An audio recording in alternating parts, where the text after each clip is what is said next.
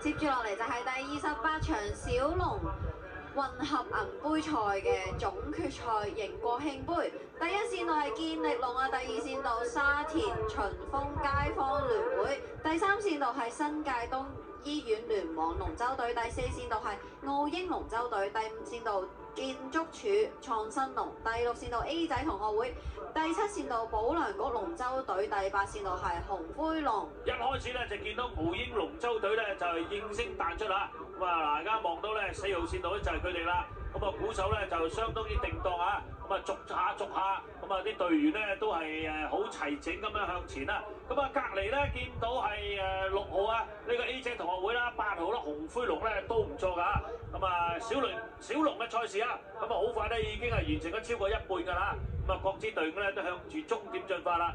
其實1號健力龍我見到都好快喎。係個速度好高啊！你睇到啊？咁而家望埋咧，我哋嘅角度咧，暫時睇到咧仲係4號啊，澳英龍舟隊咧有少少佔先啦。不過隔離咧5號啊，建築署創新龍咧，哇！突然間咧飆上嚟喎，拍得住佢啊！咁啊而家咧就係叫叮當龍頭啊！咁啊睇呢兩支，喂，話口未完咧，見到呢個澳英龍舟隊咧有反應啊！最尾一輪嘅衝刺咧，結果咧就力壓呢個5號線嘅建築署創新龍啊！我係建築署創新龍都犀利喎！健力龍啊，都追咗上嚟攞到第3啊！